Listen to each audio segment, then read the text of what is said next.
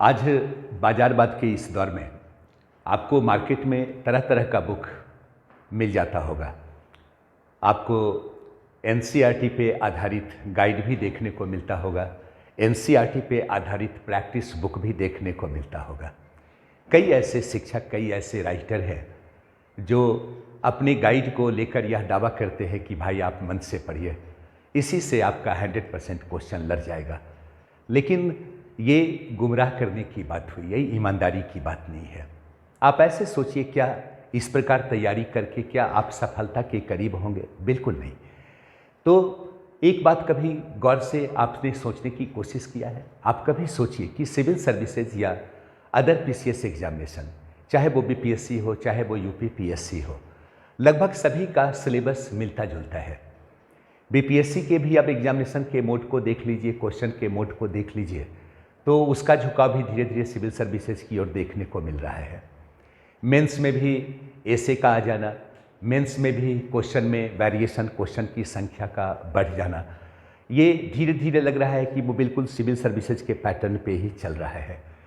तो वैसी स्थिति में आईएएस और पीसीएस के लिए आवश्यक शर्त क्या है? कैसे छात्र इस एग्जामिनेशन को निकाल सकते हैं? इस एग्जाम को निकालने के लिए क्या आवश्यक शर्त हो सकता है? तो अगर गौर करके देखेंगे तो पहला आवश्यक शर्त तो ये है कि आपको बेसिक का अच्छा नॉलेज हो। कहने का मतलब 10th क्लास तक आपका अच्छा स्टडी हो, विषय की समझ हो।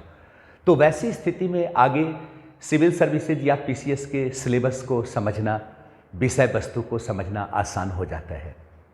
दूसरा आवश्यक शर्त है धैर्यपूर्वक सतत आप मेहनत करते हैं या नहीं, यानी पेशेंसली लेबर, इसका एक डिमांड है, वो भी कंटिन्यूटी के साथ। और तीसरा आवश्यक शर्त है लक्ष्य के प्रति ईमानदारी।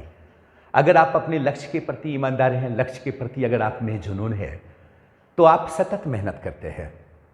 लेकिन अगर बेसिक ही हमारा अच्छा ना हो, विषय वस्तु की बेहतर समझ ना हो, तो वैसी स्थिति में आगे सिलेबस को पढ़ना, उसको समझना बड़ा आसान नहीं होता है, बड़ा जटिल हो जाता है। तो वैसी स्थिति में बीच में ही हम उबने लग जाते हैं। तब लगता है कि एक बोझ के समान है, हर विषय डिक्शनरी की तरह दिखता है। इसलिए बहुत ज़रूरी है कि हमारा बेसिक अच्छा हो। अगर बेसिक अच्छा नहीं है तो इस तैयारी के क्रम में सर्वप्रथम हम अपने बेसिक्स को अगर अच्छा करते हैं तो हमारा मेहनत बिल्कुल एक बेहतर मतलब कि रिजल्ट की ओर हमें ले जाता है। तो ये एक पहला पार्ट है सिविल सर्विसेज के लिए जिसके बारे में मैं बात कर रहा हूँ। दूसरा, आप क्वेश्चन के पैटर्न को देखिए, सिलेबस के पैटर्न को अगर आप देखिए सिविल सर्विसेज का या पीसीएस का, जिसकी मैंने चर्चा यहाँ पे की है, आप अगर गौर करके देखेंगे तो सिविल सर्विसेज या पीसीएस एग्जामिनेशन में मानविकी विषयों की प्रधानता है। चूँकि आप पीटी और मेंस के सिलेबस को देख लीजिए, जीएस के सिलेबस को देख लीजिए, तो जो मेजर पार्ट है वो कहीं ना कहीं मानविकी विषय से जुड़ा हुआ है, जिसमें आपको हिस्ट्री भी पढ़ना होता है, इंडिया एंड वर्ल्ड ज्योग्राफी भी पढ़ना होता है, आपका इंडियन पॉलिटी, इंडियन इकोनॉमी पढ़ना होता है, इंडियन सोसाइटी पढ़ना होता है, आर्ट आर्किटेक्चर को पढ़ना पड़ता है। तो ऐसा नहीं कि साइंस का पार्ट नहीं है, science and technology, biodiversity, ecosystem, ये भी देखने को मिलता है। लेकिन मानविकी विषयों की क्या है? प्रधानता है सिलेबस में। दूसरी बात, अगर आप क्वेश्चन के मोड को देखिए तो विचारात्मक क्वेश्चन की प्रधानता इधर देखने को मिल रही है। पीटी के क्वेश्चन में भी आप देखते क्या है, कंसेप्चुअल क्वेश्चन की प्रधानता बढ़ रही। आप मेंस के क्वेश्चन को देखिए तो विशुद्ध रूप से कंसेप्चुअल होता है। आप देख सकते हैं कि सिविल सर्विसेज से लेकर अदर पीसीएस में निबंध को ऐड कर दिया गया। इसका मतलब विचार प्रधान मुद्दे होंगे, जहां आपको आंसर प्रेजेंट करना है, अपने विचार को प्रेजेंट करना है। तो अगर हम सिविल सर्विसेज या अदर पीसीएस एग्जामिनेशन के सिलेबस को देखते हैं, उसके क्वेश्चन के मोड को देखते हैं, तो ये बिल्कुल लग जाता है कि कंसेप्चुअल मतलब कि नॉलेज का डिमांड कर रहा है, विचारात्मक नॉलेज का डिमांड कर रहा है। तो वैसी स्थिति में हम बात इस मुद्दे पे कर रहे हैं कि एनसीईआरटी क्यों जरूरी है। ये आप आवश्यक शर्त को देख रहे हैं जहाँ पे आपको बेसिक का नॉलेज होना चाहिए। दूसरा, आप सिलेबस को देख रहे हैं, क्वेश्चन के मोड को देख रहे हैं जहाँ ह्यूमैनिटीज पे क्या है, विशेष रूप से जोर है। तो वैसी स्थिति में हमारी तैयारी, हमारी रणनीति या हमारा पाठ्य पुस्तक क्या होना चाहिए? इसी संदर्भ में ये कहा जाता है कि अगर आप इस एग्जामिनेशन के बारे में सोच रहे हैं तो आपको एनसीईआरटी पढ़ना चाहिए। ऐसा नहीं कि एनसीईआरटी से ही सारे प्रश्न होते हैं, लेकिन एनसीईआरटी बिल्कुल आप कह सकते हैं आपके सांस की तरह है। चूंकि सांस चल रहा है, आप जीवित हैं, ठीक उसी प्रकार अगर सिविल सर्विसेज पीसीएस एग्जामिनेशन की तैयारी करनी है तो ये एकदम आवश्यक है कि आपकी तैयारी एनसीईआरटी पे होनी चाहिए, और ये प्रारंभिक तैयारी एनसीईआरटी पे होनी चाहिए। या ये भी कह सकते हैं कि आप एनसीईआरटी को बेसबुक के रूप में लेकर चल सकते हैं, आप सफलता के निकट होंगे। आगे की तैयारी, आगे की नॉलेज के लिए ये पृष्ठभूमि का निर्माण कर देगा। अब जो मुख्य मुद्दा है वो मुद्दा क्या है कि भाई एनसीईआरटी क्यों जरूरी है कि हमें एनसीईआरटी पढ़ना चाहिए, है ना। एनसीईआरटी क्यों पढ़ना चाहिए, मैंने इस पे भी बात किया है। जैसे एक तो आप देखते होंगे हर एक एग्जामिनेशन में, आईएएस हो या पीसीएस हो, कई ऐसे प्रश्न होते हैं जो डायरेक्ट एनसीईआरटी से पूछे जाते रहे। डायरेक्ट एनसीईआरटी का स्टेटमेंट, सेंटेंस आपको देखने को मिल जाता है, तो इसके लिए भी एनसीईआरटी जरूरी है। दूसरा, एनसीईआरटी इसलिए जरूरी है कि प्रारंभिक कक्षा में, यानी आप कह सकते हैं शुरू से लेकर 12th क्लास तक स्टूडेंट जितना फोकस करता है साइंस सब्जेक्ट पर, उतना मानविकी विषय पर फोकस नहीं करता है। गार्जियन भी ज़्यादा इस बात पर जोर देते हैं कि हमारे बच्चे का साइंस अच्छा हो। आपने कभी नहीं सुना होगा या अपने लाइफ में कभी आपने नहीं देखा होगा कि आपके गार्जियन आपको हिंदी के लिए ट्यूशन दिया हो, या आपको बोले हो कि नहीं ज्योग्राफी का ट्यूशन ले लो, या आप हिस्ट्री का ट्यूशन ले लो। सामान्य तौर पे आप देखे होंगे हर वक्त गार्जियन का जोर होता है कि नहीं इसका साइंस अच्छा हो, क्योंकि वहाँ पे दिमाग में एक ही बात होती है कि भाई साइंस अच्छा होगा, लड़का इंजीनियरिंग में चला जाएगा, मेडिकल में चला जाएगा। तो 12th क्लास तक हमारा विशेष रूप से जो फोकस होता है वो साइंस सब्जेक्ट पे होता है, आर्ट्स सब्जेक्ट पर नहीं होता है। जब हम आर्ट्स को नज़रअंदाज करते हैं, मानविकी की विषय को नज़रअंदाज करते हैं, तो वैसी स्थिति में क्या होता है, बड़ा बोरिंग सब्जेक्ट हो जाता है। वो लगता है जैसे कि इतिहास, भूगोल बड़ा इंटरेस्टिंग विषय नहीं है।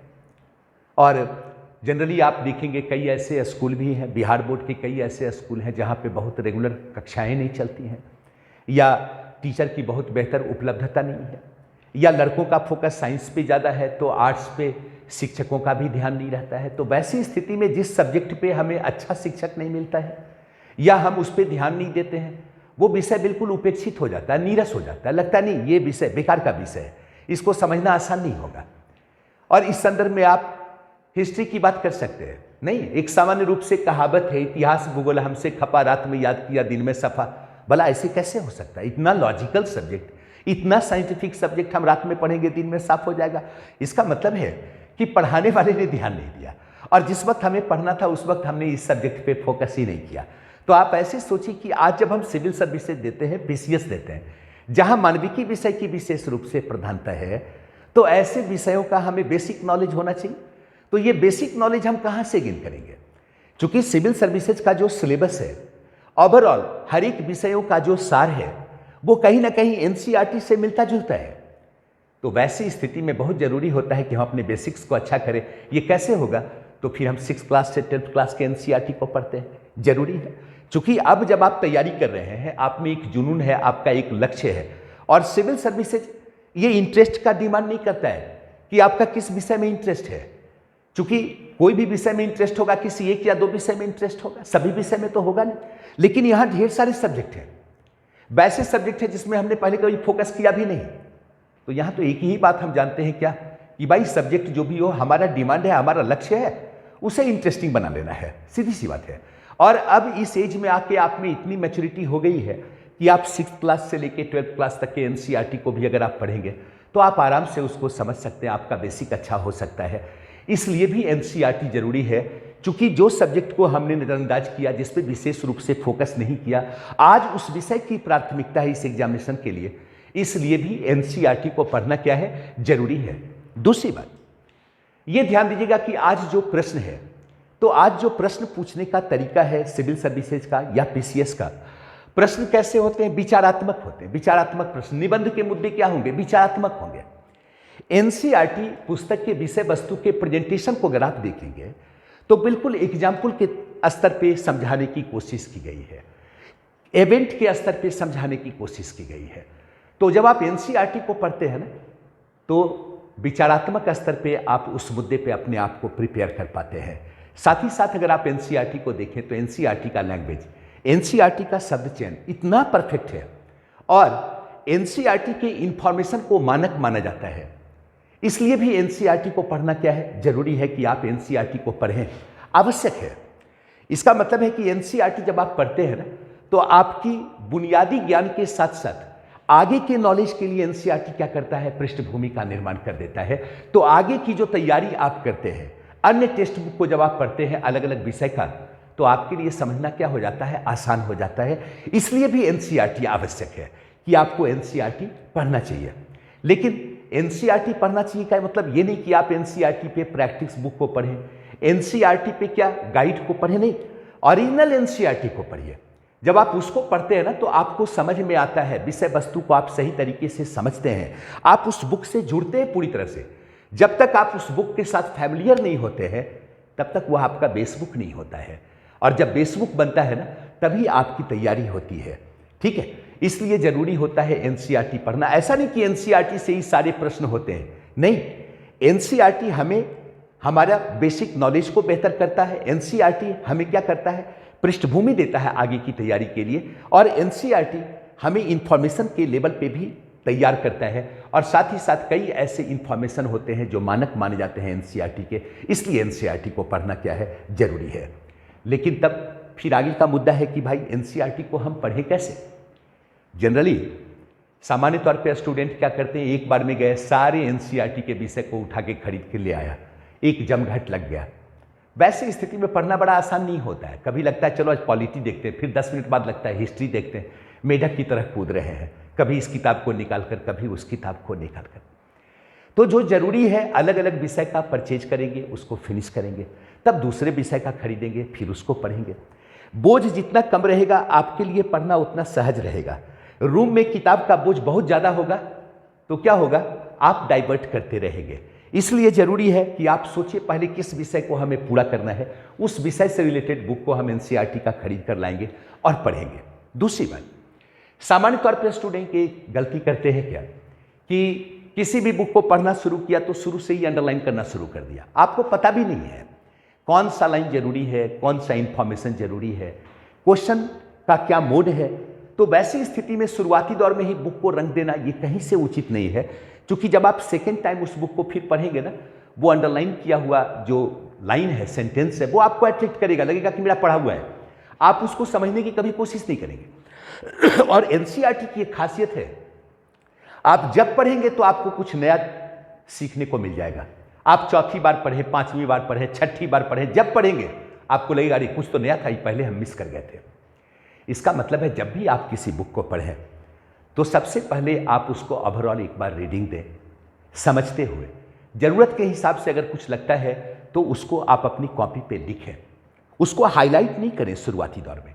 यानी फर्स्ट टाइम हम रीडिंग मारेंगे, ज़रूरत की चीज़ों को हम क्या करेंगे, नोट करने का काम करेंगे। और तब हमारे सामने क्वेश्चन बैंक होगा, पीटी का भी होगा, मेंस का भी होगा।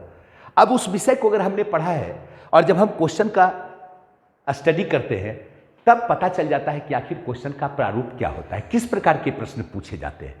तब जब सेकेंड या थर्ड टाइम आप जब पढ़ते हैं ना, तब वैसी स्थिति में अगर आप हाईलाइट करते हैं तो आप काम की चीज़ों को हाईलाइट करते हैं। तो पढ़ने का भी एक बेहतर तरीका यह है कि भाई जब भी आप पढ़िए तो कॉपी कलम के साथ पढ़िए और अंडरलाइन करने की तुलना में लिखने पर विश्वास ज़्यादा कीजिए। जब आप उसे लिखते हैं तो अपने हिसाब से डायग्राम बनाते हैं, अपने हिसाब से आप वर्ड और सेंटेंस का चयन करते हैं, तो वैसी स्थिति में आपको याद ज़्यादा रहता है, आपकी समझ शक्ति क्या होती है, बढ़ती है। ठीक है, तो ये पढ़ने का तरीका है। तब फिर मुद्दा उठता है कि भाई एनसीईआरटी में हम पढ़ें क्या, किस बुक को पढ़ें, है ना।